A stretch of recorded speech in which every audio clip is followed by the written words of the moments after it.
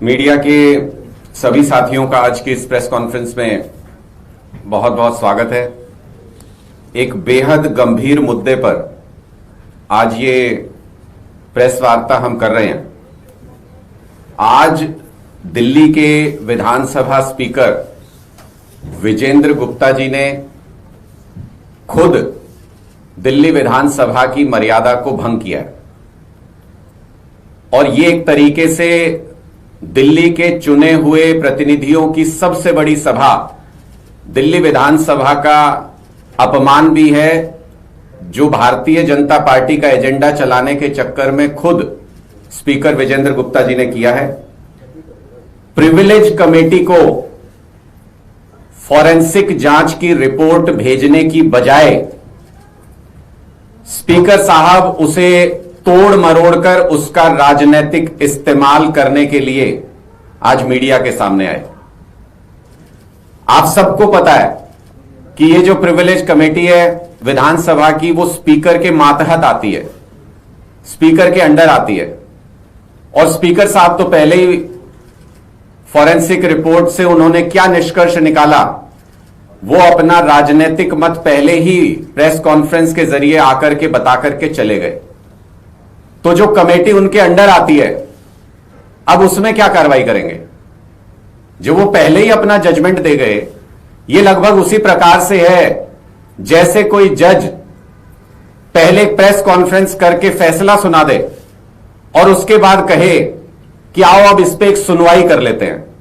तो आज विधानसभा स्पीकर विजेंद्र गुप्ता जी ने खुद विधानसभा की मर्यादा को भंग करते हुए एक फॉरेंसिक रिपोर्ट लेकर के आए और उसको अपने तरीके से ट्विस्ट करके उसका राजनीतिक इस्तेमाल करने की कोशिश की। यह क्यों हुआ?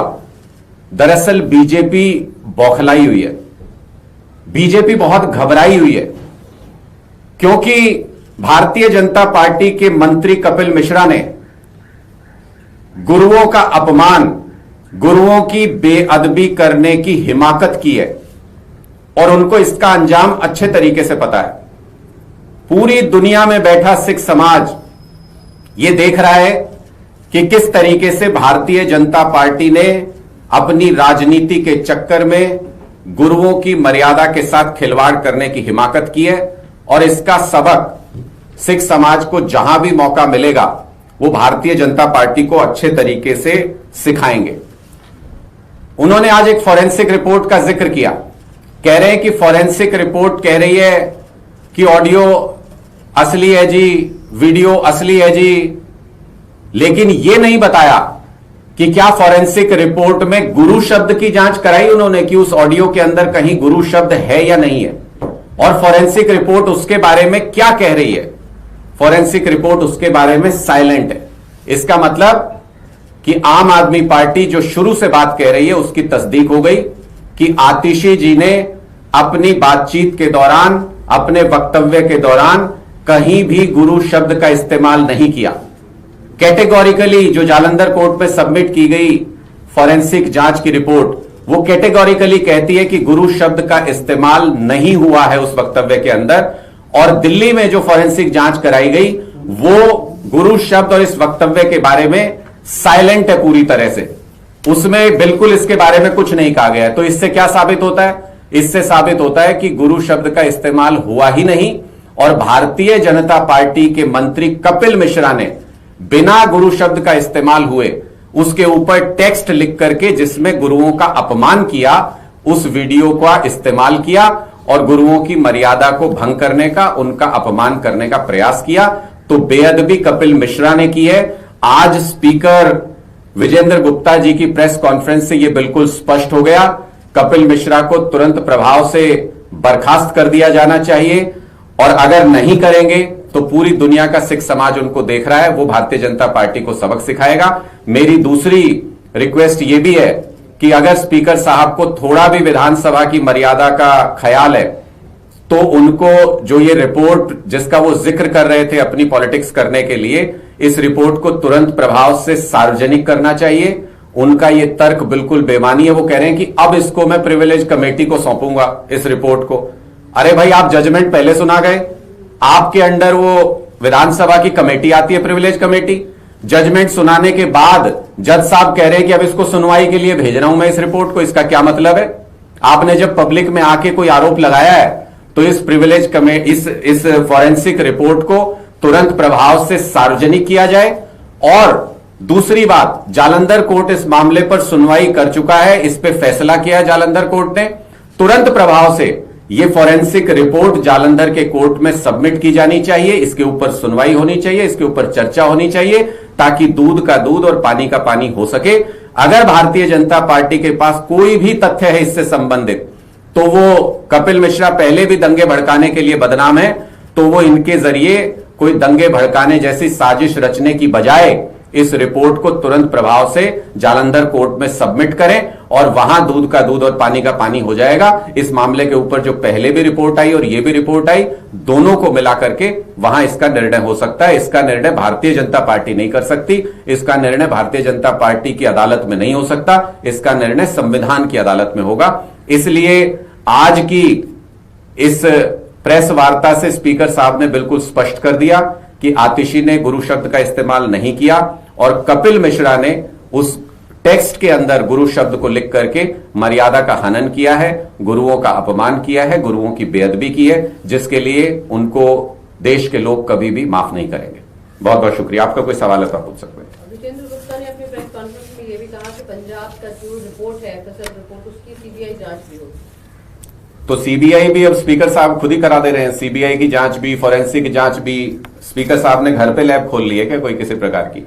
वो फॉरेंसिक लैब जहां पर ये जांच हुई है उसमें देश के बड़े बड़े जितने भी क्रिमिनल केसेस आते हैं, बड़ी बड़ी एजेंसियां उस फॉरेंसिक लैब में जांच कराते हैं और वो उतनी ही ऑथेंटिक है जितनी देश की कोई भी और एजेंसी या कोई भी और जगह जहां पर की टेस्ट किए जाते हैं, वो उतना ही ऑथेंटिक है। मुझे लगता है कि मैंने पहले ही कहा कि भाजपा बुरी तरह से बौखलाई हुई है, बुरी तरह से डरी हुई है, क्योंकि वो आग के साथ खेल रहे हैं। उन्होंने ऐसा काम कर दिया उनके मंत्री ने गुरुओं की बेअदबी करके, जिसका अंजाम शायद खुद भारतीय जनता पार्टी को भी अंदाजा नहीं है, इसलिए वो हाथ पैर मार रहे हैं और इस तरीके की बयानबाजी कर रहे हैं। कोई और सवाल? Thank you. कपिल मिश्रा जो दिल्ली के मंत्री हैं, उन्होंने कहा है कि FSL की रिपोर्ट से स्पष्ट हो गया है, सत्यमेव जयते की बात उन्होंने की है और नेता विपक्ष से माफी की मांग कर रहे हैं। देखिए, मैं कपिल मिश्रा जी वही व्यक्ति हैं जिनके ऊपर पहले भी दिल्ली में दंगे भड़काने का आरोप लगा और भारतीय जनता पार्टी और खुलेआम कैमरे के ऊपर वो इस तरीके की भाषा का इस्तेमाल कर रहे थे जो दंगे भड़काने के लिए काफी होती है, और भारतीय जनता पार्टी ने उनको उस वक्त प्रोटेक्ट किया था। मैंने पहले भी अपने वक्तव्य में ये कहा कि वो आपने प्रोटेक्ट किया, वो आप अपने लोगों को प्रोटेक्ट करते हो, ठीक है, लेकिन जो इस बार कपिल मिश्रा ने किया है वो अक्षम्य अपराध है, वो गुरुओं की बेअदबी है और इसमें अगर भारतीय जनता पार्टी उनको प्रोटेक्ट करने का प्रयास करेगी तो वो अपने ही हाथ जला बैठेंगे। इसलिए कपिल मिश्रा को तुरंत प्रभाव से बर्खास्त कर देना चाहिए और कपिल मिश्रा के ट्विटर हैंडल पे वो आज भी मौजूद होगा वो वीडियो। मैं आप सब लोगों से भी गुजारिश करूंगा और सभी लोगों से कहूंगा कि उस वीडियो को देखें और देखें कि किस तरीके से कपिल मिश्रा ने उस वीडियो के ऊपर टेक्स्ट ऐड करके, क्योंकि फॉरेंसिक जांच से, दोनों ही फॉरेंसिक जांच से अब ये स्पष्ट है कि गुरु शब्द का इस्तेमाल तो बोलने में कहीं हुआ नहीं, और फॉरेंसिक जांच में जब ये स्पष्ट हो गया तो उसके साथ ही ये भी साबित हो गया कि कपिल मिश्रा ने टेक्स्ट में गुरु शब्द एडिट करके उसको लगाया और गुरुओं की बेअदबी करने का प्रयास किया, जिसका नतीजा उनको निश्चित तौर पर भविष्य में भुगतना होगा। पार्टी की अगली रणनीति क्या रहेगी? पार्टी की रणनीति तो बिल्कुल स्पष्ट है। जालंधर कोर्ट अपना फैसला सुना चुका है और देश के संविधान के मुताबिक और हमारी मान्यता के मुताबिक कोर्ट सर्वोपरि है। कोर्ट को हम सबसे ऊपर मानते हैं, कानून को सबसे ऊपर मानते हैं और फॉरेंसिक जांच जो हुई उसमें बिल्कुल स्पष्ट है कि आतिशी जी ने कोई इस तरीके का शब्द नहीं बोला। भारतीय जनता पार्टी ने जो दुस्साहस किया है गुरुओं की बेअदबी करके, उस मुद्दे को आम आदमी पार्टी इतनी आसानी से छोड़ेगी नहीं, इतनी आसानी से जाने नहीं देगी। कपिल मिश्रा को हर हाल में अपना पद छोड़ना होगा और उनका जहां जिस मंच पे संभव होगा वहां आम आदमी पार्टी विरोध करेगी, क्योंकि गुरुओं की बेअदबी आम आदमी पार्टी बर्दाश्त नहीं करेगी। सर, वीरेंद्र सचदेवा जी ने प्रेस कॉन्फ्रेंस की है, अभी आप लोगों पर हमला बोला और ये भी कहा है कि आपके जलंधर वाले केस में दिल्ली के मंत्री कपिल मिश्रा का नाम तक नहीं है। नंबर 1, सोशल मीडिया प्लेटफॉर्म्स के खिलाफ वो केस है और साथ ही वो ये भी कह रहे हैं कि पंजाब पुलिस के जिस कांस्टेबल ने ये जांच की है वो AI टूल जेमिनी का इस्तेमाल किया है उन्होंने वीडियो को वेरीफाई करने के लिए।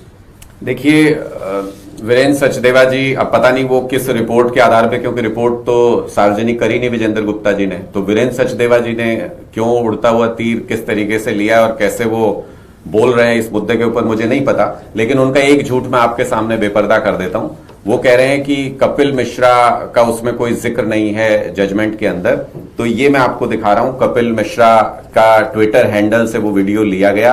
कोर्ट ऑर्डर में बाकायदा इसका जिक्र है, उनकी उस फाइल का जिक्र है जो वीडियो की फाइल है, और उनके पूरे ट्विटर हैंडल का मेंशन करते हुए फॉरेंसिक रिपोर्ट में और कोर्ट ऑर्डर में यह लिखा गया है कि कपिल मिश्रा ने जो ट्विटर हैंडल पे पोस्ट किया वीडियो, उसके अंदर गुरु शब्द का कहीं इस्तेमाल नहीं है और उससे धार्मिक भावनाएं भड़क सकती हैं, जिसकी वजह से उनको सभी प्लेटफॉर्म से हटाने का आदेश जालंधर के कोर्ट ने दिया है। तो मुझे लगता है कि भारतीय जनता पार्टी कानून की कितनी इज्जत करती है, ये तो इसी से समझ में आता है कि सुप्रीम कोर्ट में जिस व्यक्ति ने माननीय चीफ जस्टिस के ऊपर जूता फेंकने की हिमाकत की, उस व्यक्ति के पीछे पूरी भारतीय जनता पार्टी की टोली खड़ी हो गई थी।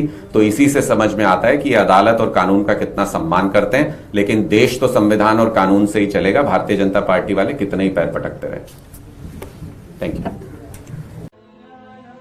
Thanks for watching. Don't forget to like, comment, share and subscribe to